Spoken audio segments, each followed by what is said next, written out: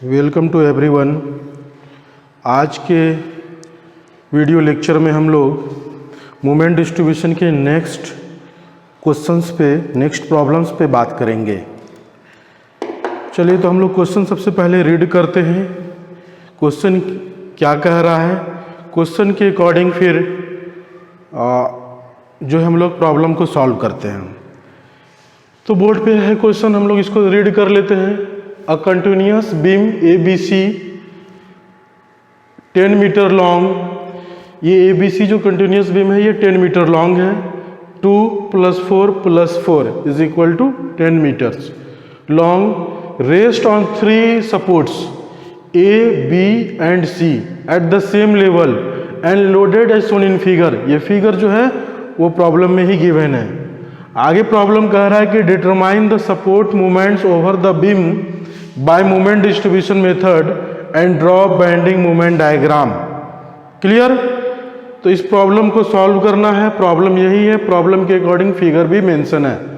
ठीक है, तो प्रॉब्लम आप समझ चुके होंगे। मैं इस प्रॉब्लम को डिलीट करता हूं, सिर्फ फिगर को रहने देता हूं, उसके बाद हम लोग आगे बढ़ते हैं। चलिए सॉल्व क्या करना है, तो सॉल्व सपोर्ट मोमेंट्स कैलकुलेट करना है, वो भी मोमेंट डिस्ट्रीब्यूशन मेथड से। उसके बाद हम लोगों को बेंडिंग मोमेंट डायग्राम ड्रॉ करना है। तो करते हैं। पिछले वीडियो में भी हम लोग मोमेंट डिस्ट्रीब्यूशन मेथड से प्रॉब्लम सॉल्व कर चुके थे। पिछला केस दूसरा था, आज का केस थोड़ा डिफरेंट है पिछले केस से। तो काम वही करना है, वही 3 स्टेप है। फर्स्ट स्टेप में हम लोग क्या काम करते थे, calculate fixed in moment. Second step में डिस्ट्रीब्यूशन फैक्टर, और थर्ड स्टेप में फाइनल मोमेंट्स कैलकुलेट करते थे। बस उसके बाद तो फिर बेंडिंग मोमेंट डायग्राम ड्रॉ करना है। पहला केस हम लोग देख चलते हैं। Calculate fixed and moments. तो क्या करेंगे, दोनों बीम को इंडिविजुअली फिक्स एज्यूम करते हुए फिक्स्ड एंड मोमेंट हम लोग यहाँ पे लिखेंगे। पहले चल रहे हम लोग इस पेन ए बी के लिए। पिछले केस में क्या था कि ए और सी दोनों फिक्स्ड था। क्लियर? यहाँ पे क्या हो रहा है, ए और सी जो है हमारा वो सिंपली सपोर्ट है, जो कि फिगर में आपको दिख रहा है। क्लियर? तो ए और सी दोनों पे क्या होगा हमारा मोमेंट। जब हम लोग प्रॉब्लम सॉल्व करेंगे तो वहाँ पे देखेंगे, वहाँ पे चेक करना है कि वहाँ मोमेंट हमारा क्या होगा, 0 होगा। फिलहाल जब हम यहाँ पे फिक्स्ड इन मोमेंट लिखेंगे तो इसको फिक्स्ड एज्यूम करते हुए लिखेंगे। तो लिखेंगे M A B bar is equal to, क्या हो जाएगा, ये पॉइंट टूट लग रहा है, इस डिस्टेंस का नाम ए दे दें और इस डिस्टेंस का नाम बी दे दें, कोई दिक्कत। और total L is equal to क्या हो जाएगा, 2 + 4 = 6 मीटर। ठीक है, इसको L1 दे देते हैं और ये हमारा L2 = 4 मीटर। तो M A B bar is equal to क्या होता है, PA B² माइनस में सपोर्ट ए के लिए चल रहे, तो मतलब राइट लेफ्ट सपोर्ट के लिए माइनस होता है और राइट सपोर्ट के लिए प्लस होता है। तो इसको पहले हम लोग सॉल्व कर लेते हैं। तो माइनस पी कितना है यहाँ पे 3 इंटू ए कितना है 2 मीटर और बी कितना है 4 का स्क्वायर बाय एल कितना है 6, तो 6 का स्क्वायर। जब इसको सॉल्व करेंगे तो कितना हो जाएगा, ये 6 × 6 36 हो जाएगा। यहाँ से एक 4 से कैंसिल करा रहे हैं, तो 4 में 36 जाएगा तो कितना बचेगा 9, और 3 में से 9 जाएगा तो 3 बचेगा। तो टोटल कितना बच रहा है यहाँ 4 × 2 -8/3। आप सॉल्व करके देख लीजिएगा। जब इसको सॉल्व करेंगे तो -2.67 किलो न्यूटन मीटर। अब MBA बार के लिए चल रहे हैं, तो MBA बार के लिए प्लस हो जाएगा और PA² B/L²। यही वो होता है, हम लोग कैलकुलेट कर चुके हैं फॉर्मूले को। P कितना है 3 है, A 2 का स्क्वायर B4 / 6 का स्क्वायर। 4 से इसे कैंसिल करेंगे तो 9 और 3 से 9 में तो 3 बचेगा। तो यहाँ कितना बच जाएगा 4/2 × 2⁻², तो 4/3। ये कितना हो जाएगा 1.33 किलो न्यूटन मीटर। ठीक है, अब क्या सॉल्व करेंगे, तो अब हम लोग सॉल्व करेंगे स्पेन BC के लिए। तो MBC bar is equal to UDL है तो -WL² / 12 माइनस डब्लू कितना है यहाँ पे, सॉरी प्रॉब्लम में मिस कर गए थे, डब्लू है 1 किलो न्यूटन पर मीटर। ठीक है, तो डब्लू हमारा कितना हो जाएगा 1 इंटू लेंथ कितना है L2 4 का स्क्वायर डिवाइडेड बाई 12। जब इसको सॉल्व करेंगे तो कितना हो जाएगा, 4 से कैंसिल कर रहे हैं 3, तो बच रहा है हमारा 4/3, ये हो जाएगा minus 1.33 kilo newton metre. Clear. अब हम एम सी बी बार के लिए चलेंगे तो ये हो जाएगा प्लस WL²/12, W1 4 का स्क्वायर अब बाई 12, ये भी कैंसिल होगा तो ये बच जाएगा प्लस में 1.33 किलो न्यूटन मीटर। इतना तो आप जानते ही हैं। अब सेकेंड स्टेप में क्या करना है, तो हम लोगों को डिस्ट्रीब्यूशन फैक्टर कैलकुलेट करना है, तो कर लेते हैं। रिजल्ट याद रखिएगा कितना आ रहा है, ये आ रहा है 2.67 और ये हमारा आ रहा है माइनस में, ये 1.33 प्लस में बस। चलिए सेकेंड स्टेप क्या है, कैलकुलेट डिस्ट्रीब्यूशन फैक्टर, जिसको शॉर्ट में हम लोग DF लिखते हैं।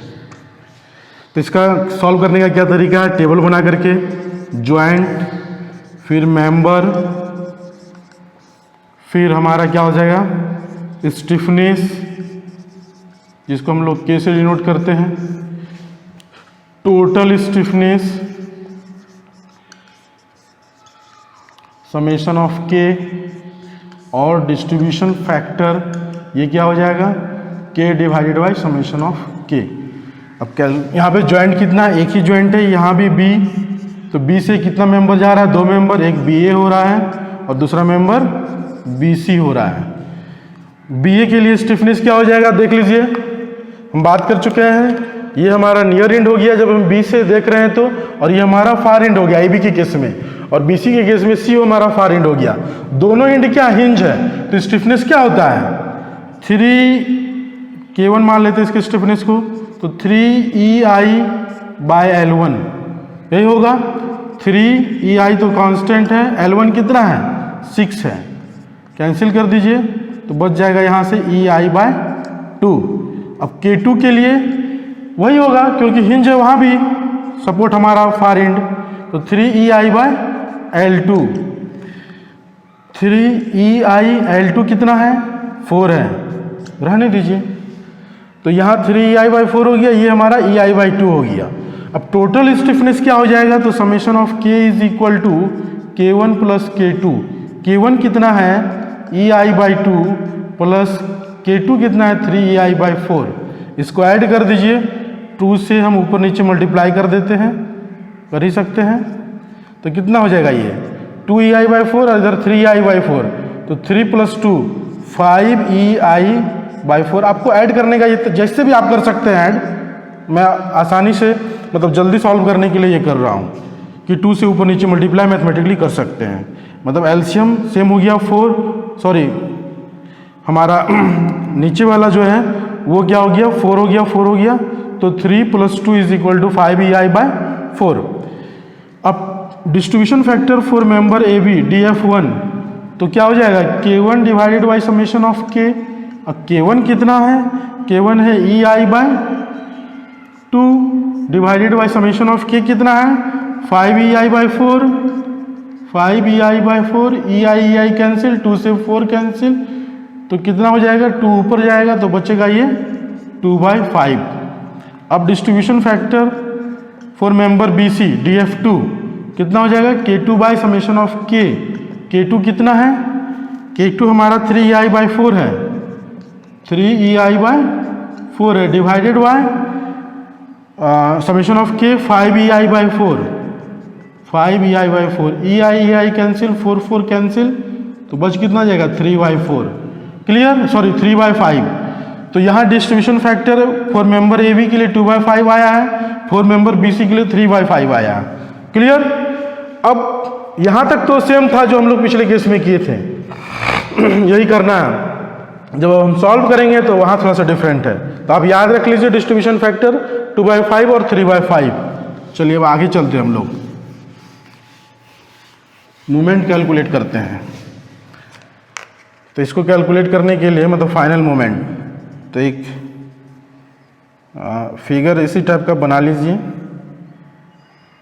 जो हमारा प्रॉब्लम है सेम प्रॉब्लम विदाउट लोडिंग बना लीजिए।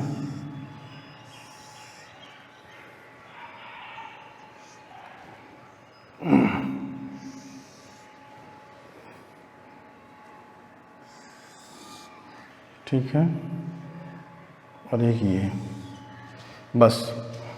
अब ये यहाँ पे जो जॉइंट है उसको दिखा दीजिए, बॉक्स बना लीजिए यहाँ पे। ये क्या जॉइंट का नाम बी है, ये ए है और ये सी है। इसका डिस्ट्रीब्यूशन फैक्टर, ये जो बॉक्स बन रहा है ये डिस्ट्रीब्यूशन फैक्टर को पुट करने के लिए, प्लेस करने के लिए। तो ये ए बी के लिए कितना आया था 2/5 और बी सी के लिए 3/5, याद है ना जी। चलिए अब हम यहाँ पे क्या करेंगे, जो हमारा फिक्स्ड मोमेंट आया था उसको पुट करेंगे। तो एम ए बी के लिए एम ए बी बार कितना आया था -2.67 और एम बी ए बार 1.33 प्लस में। फिर एम बी सी बार आ रहा है माइनस में 1.33 और M C B bar plus में आ रहा है 1.33। ये क्या है, फिक्स्ड इन मोमेंट्स। अब देखिए यहाँ पे आपको ध्यान देना है। ध्यान क्या देना है कि बहुत लोगों को समझ में नहीं आ रहा है, और ये प्रॉब्लम मैं खुद से नहीं लिया हूँ, आप ही लोगों ने व्हाट्सएप किया था प्रॉब्लम कि ये सर समझ में नहीं आ रहा है, इसको समझाइए। तो मैंने सोचा कि इसी प्रॉब्लम पे हम लोग एक वीडियो तैयार कर लेते हैं। ठीक है, तो यहाँ पे देखिए कि पॉइंट ए यानी सपोर्ट ए और सपोर्ट सी हिंज सपोर्ट है, और आपको पता है कि हिंज सपोर्ट पे मूवमेंट क्या होता है, 0 होता है। तो फाइनली हमको 0 करना है। तो यहाँ पे जब 0 करेंगे तो 0 कब होगा, जब हमारा 1.33 इसी मैग्नीट्यूड का हम लोग इसमें क्या करेंगे, -1.33 को ऐड करेंगे तो अभी 0 हो जाएगा। और इस सपोर्ट पे कितना ऐड करेंगे, ये माइनस में ऑलरेडी है तो प्लस में ऐड करेंगे, प्लस 2.67, तभी तो 0 होगा। तो कर लेते हैं, ये हो जाएगा हमारा 2.67। और जब हम जितना ऐड करते हैं, मतलब जितना से हम बैलेंस कर रहे हैं वही उतना से वो कैरी ओवर हो जाता है। कैरी ओवर मोमेंट मतलब सामने वाले सपोर्ट में ट्रांसफर हो जाता है। तो कैरी ओवर मोमेंट कितना होगा, जो जितना मोमेंट है उसका हाफ होगा, आपको पता ही है। तो ये कितना हो जाएगा, ये हो जाएगा 1.335। क्लियर, प्लस में है तो प्लस में ही रहेगा। 2 से डिवाइड कीजिए तो 1.335 सही है। चलिए अब इसके लिए यहाँ पे क्या हो जाएगा, -1.33, दोनों को ऐड करने के बाद 0 होगा। अब इसका कैरी ओवर मोमेंट ये देख लीजिए आप, तो इसको हाफ कीजिए तो ये आ जाएगा हमारा -0.665। क्लियर, आप इसको कैलकुलेट करके देख सकते हैं, सॉल्व करके देख सकते हैं -0.665 आ रहा है कि नहीं। अब इसको क्या करना है, तो इसको ऐड कर देना है। ये पहला स्टेप है, मतलब ये इनिशियल स्टेप है। जब भी आपका कोई भी सपोर्ट अगर हिंज हो, यहाँ पे तो दोनों सपोर्ट हिंज है ए और सी, तो इसलिए हम दोनों के लिए कर रहे हैं। मान लीजिए अगर ए सपोर्ट फिक्स हो, सी हिंज हो, तो सिर्फ इसी सपोर्ट पे करेंगे। मतलब आपको ये ध्यान रखना है कि जो भी सपोर्ट हिंज हो उसका फाइनल मूवमेंट हमको 0 करना है इनिशियल से ही। तो फिक्स्ड इन मूवमेंट तो हमको फिक्स्ड मानते हुए ही कैलकुलेट करना है, वो तो करना ही करना है। जब हम लोग सॉल्व करेंगे तो वहाँ ध्यान रखना है कि उस सपोर्ट पे जो सपोर्ट हमारा हिंज है वहाँ फाइनल मूवमेंट शुरू से ही 0 होना चाहिए। और उसके बाद जो मैग्नीट्यूड का यहाँ मूवमेंट हम लोग ले रहे हैं, मतलब फिक्स्ड इन मूवमेंट, उतना ही मैग्नीट्यूड से अपोजिट साइन रखते हुए ऐड कर देना है। और जो मैग्नीट्यूड का हम लोग यहाँ पे रखे हैं उसी का हाफ मूवमेंट ट्रांसफर कर जाएगा, जिसको हम लोग कैरी ओवर मूवमेंट कहते हैं, और हम लोग इसके बारे में पढ़ भी चुके हैं। क्लियर, उसके बाद फिर हम लोग ऐड करते हैं। ऐड करने के बाद जो आएगा देख लीजिए, ये हमारा 0 हो जाएगा। और इसको ऐड जब करेंगे तो ये कितना आ रहा है, ये आ रहा है हमारा 2.665। क्लियर, दिख रहा है ना, 2.665। ये कितना आ जाएगा, ये आ जाएगा हमारा माइनस 1 पॉइंट ऐड कर लीजिए 995, और इसको जब ऐड करेंगे ये 0 हो जाएगा। इसको आप लिख सकते हैं इनिशियल मूवमेंट। नहीं भी कुछ लिखिएगा तो कोई बात नहीं चलेगा, इनिशियल मूवमेंट्स। क्लियर? चलिए, अब यहाँ से हम लोग जिस तरह से प्रोसेस सॉल्व करते आ रहे थे कि इसको बैलेंस करेंगे, बैलेंस करने के बाद फिर हम इसको डिस्ट्रीब्यूट करेंगे according to distribution factor. Clear? तो देख लीजिए ये कितना है 2.665 माइनस 1.995। जब इस दोनों को हम लोग ऐड करेंगे, ये प्लस में और ये माइनस में है, तो कितना बचेगा बताइए। ये हमारा, मैं यहाँ पे देख रहा हूँ करके 2.665 और ये माइनस में है 1.995, ये कितना बच रहा है?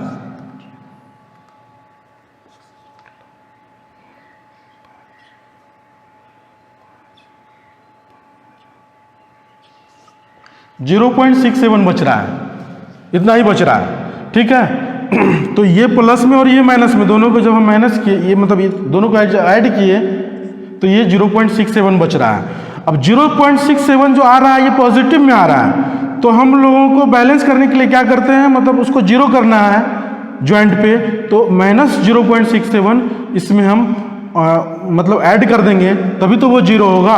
और जो माइनस 0.67 आएगा उसको according to distribution factor distribute कर देना है। तो कर लीजिए, माइनस 0.67 को मल्टीप्लाई करेंगे 2/5 से, तो कितना आएगा? ये आ जा रहा है हमारा माइनस 0.268। आप इसको डिस्ट्रीब्यूट करके देख लीजिएगा। फिर माइनस 0.67 को 3/5 से मल्टीप्लाई करेंगे तो ये कितना आएगा? ये आ रहा है माइनस 0.402। क्लियर? ये हमारा बैलेंसिंग मोमेंट है, बस इसको समझना है। पिछले क्लास में भी हम लोग बात कर चुके हैं। अब क्या करते, पिछले क्लास में क्या किए थे कि इस मोमेंट को कैरी ओवर कर दिए थे। यहां कैरी ओवर नहीं करेंगे। क्यों नहीं करेंगे? क्योंकि फिर बात बराबर हो जाएगा जो इसे प्रोसेस हम के यहाँ जीरो लाए, क्योंकि फाइनल मोमेंट तो हमारा जीरो ही होगा ना हिंज सपोर्ट के कारण, तो इसलिए कैरी ओवर नहीं करते हैं। अगर मान लीजिए कोई एक सपोर्ट, ये वाला सपोर्ट मान लीजिए फिक्स होता तो सिर्फ इसको कैरी ओवर करते, इसको नहीं करते। क्लियर? क्योंकि हम अगला प्रॉब्लम इस तरह से सॉल्व नहीं करने जा रहे हैं कि एक फिक्स लेंगे और एक हिंज लेंगे। आप इसी प्रॉब्लम में हम दोनों कॉन्सेप्ट क्लियर कर रहे हैं कि यहाँ पे दोनों हमारा क्या है, हिंज है, तो दोनों में कैरी ओवर नहीं होगा। अगर मान लीजिए कोई भी एक सपोर्ट फिक्स होता तो उसमें कैरी ओवर होता। क्लियर? बस अब कुछ नहीं करना है, अब इसको ऐड कर दीजिए, बस बहुत कम टाइम में आपका प्रॉब्लम सॉल्व हो जाएगा। ये जीरो हो गया, इसको ऐड कीजिए 2.665 माइनस 0.268, तो जब इसको ऐड करते हैं तो ये प्लस में आ रहा है 2.397 और ये माइनस में आ रहा है दोनों को ऐड करने के बाद 2.397 और ये तो जीरो रहेगा ही। ये कौन सा मूवमेंट हो गया? ये हमारा फाइनल मूवमेंट्स है। बस यही कैलकुलेट करना था। क्लियर? ये कैलकुलेट हो चुका है। अब हम लोग क्या करेंगे, तो अब हम लोग बेंडिंग मूवमेंट डायग्राम ड्रॉ करेंगे। कितना मतलब आसान है, बहुत कम टाइम में ये हमारा प्रॉब्लम सॉल्व हो चुका है। बेंडिंग मूवमेंट डायग्राम ड्रॉ कर लीजिए। तो कैसे करते हैं बेंडिंग मूवमेंट डायग्राम? तो सबसे पहले हम लोग इंडिविजुअल बीम का BMD ड्रॉ करेंगे। तो चलते हैं, draw bending movement diagram for span AB के लिए जब चल रहे हैं तो इसको सिंपली सपोर्टेड मानते हुए हम लोग ड्रॉ करेंगे। तो आप पहले तो हम इसका रिएक्शन निकाल लें, क्योंकि यहाँ सिमेट्री सेक्शन है नहीं कि हम हाफ कर लेंगे। तो ये हमारा RA हो गया और ये हमारा RB। इस पर पॉइंट लोड लग रहा है कितना, 3 किलो न्यूटन का। ये डिस्टेंस 2 मीटर है और ये डिस्टेंस 4 मीटर है। ठीक है, चलिए अब क्या करना है, तो रिएक्शन निकालना है। तो summation of MB is equal to 0। तो RA into 6 minus 3 into 4 is equal to 0। ये तो आपको समझ में आ ही चुका होगा रिएक्शन निकालने, क्योंकि हम लोग शुरू से इसी तरह से रिएक्शन कैलकुलेट कर रहे हैं। तो RA इज इक्वल टू कितना आ जा रहा है, 12/6। 6, तो हमारा ये निकल जाएगा 2 किलो न्यूटन। आर ए जब 2 किलो न्यूटन है तो ए बी सी इस पॉइंट का नाम दे दें डी और इसके सेंटर का नाम दे दें ई। तो ये पॉइंट हमारा डी हो गया। तो मोमेंट एट डी कितना आ जाएगा, आर ए इंटू 2। तो आर ए 2 है, 2 into 2 is equal to 4 kilo newton metre. ये मोमेंट आ चुका है। अब हम लोग बी एम डी ड्रॉ कर लेते हैं। कर लीजिए बी एम डी ड्रॉ। इसको मिटा रहे हैं, सिर्फ रिजल्ट को याद रखना है डायग्राम ड्रॉ करने के लिए। तो देखिए इसका बीएमडी क्या हो जाएगा, एक ट्रायंगल बनेगा,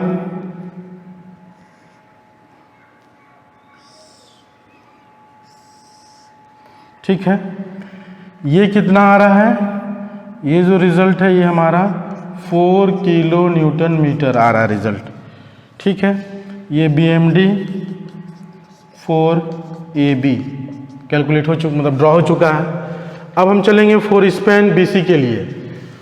4 स्पैन BC में क्या हो जाएगा कि पहले इसका डायग्राम बना लें। BC में आप देख लीजिए, ये RB और ये RC, इस पूरे स्पैन पे UDL लग रहा है। इसका मैग्नीट्यूड कितना है, 1 किलो न्यूटन पर मीटर, और ये लेंथ 4 मीटर है, ठीक। अब इसका क्या हो जाएगा, बेंडिंग मोमेंट, इसका सेंटर क्या है, E है, तो बेंडिंग मोमेंट एट E कितना हो जाएगा, WL²/8, यही होता है ना। तो W कितना है, W 1 है और L 4 है, 4 का स्क्वायर/8। तो जब इसको सॉल्व करेंगे तो ये बच जाएगा हमारा 2 किलो न्यूटन मीटर। ये BMD आ चुका है। अब इसका बेंडिंग मोमेंट डायग्राम मैं यहाँ ड्रॉ कर दूँ।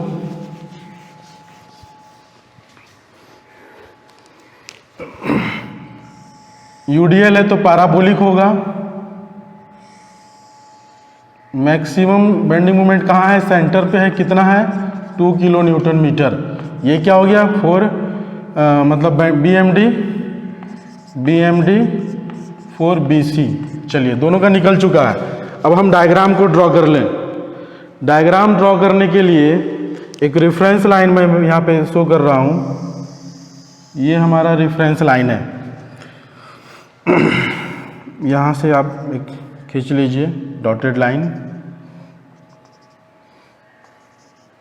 चलिए अब देखिए, सबसे पहले कि सिंपली सपोर्टेड मानते हुए जो हमारा BMD आया है, इसको पहले प्रोजेक्ट कर दे यहाँ। तो इस पॉइंट पे हमारा कितना आ रहा है, ये आ रहा है 4, तो यहाँ दिखा दें, ठीक है। अब इसके कारण कितना आ रहा है, पैराबोलिक शेप, ये हाफ हो रहा है, ध्यान रखना है। तो इसका शेप ऐसा बनेगा। ये रिजल्ट कितना है, तो ये हमारा है 2 किलो न्यूटन मीटर, और ये वाला रिजल्ट कितना है, ये है 4 किलो न्यूटन मीटर, ठीक है। अब जो हमारे मोमेंट डिस्ट्रीब्यूशन मेथड से जो कैलकुलेट किए हैं सपोर्ट मोमेंट्स, तो सपोर्ट ए पे कितना आ रहा है, ये 0 आ रहा है। सपोर्ट बी पे कितना आ रहा है, प्लस में आ रहा है। तो कहाँ से होगा, ऊपर के नीचे। याद है ना साइन कन्वेंशन कि जब हम लेफ्ट से चलते हैं नेगेटिव होता है तो ऊपर शो करते हैं, मतलब लेफ्ट सपोर्ट पे, और उसी भी में राइट सपोर्ट पे अगर पॉजिटिव आ रहा है तो उसको भी ऊपर शो करते हैं। तो ये ऊपर शो होगा, कहाँ जाएगा, ये थोड़ा सा ऊपर जाएगा, क्योंकि ये है 2.397 और ये हमारा 2 किलो न्यूटन, तो इससे थोड़ा ऊपर रहेगा। एग्जैक्ट तो स्केल पे कर नहीं रहे हैं, अंदाज से, ठीक है। और फिर BC के लिए जब चलेंगे तो माइनस में इतना ही मैग्नीट्यूड आ रहा है, तो लेफ्ट सपोर्ट पे माइनस कहाँ जाता है, ऊपर शो करते हैं रेफरेंस लाइन के, और ये तो 0 है, तो ये 0 रह जाएगा। अब लाइन ड्रॉ कर दीजिए।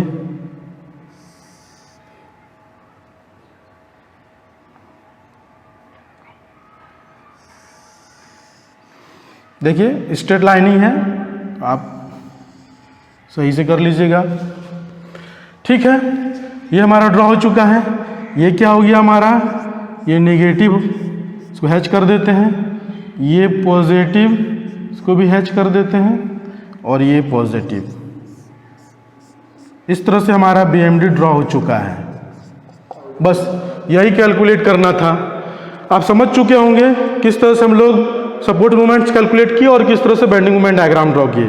Thank you.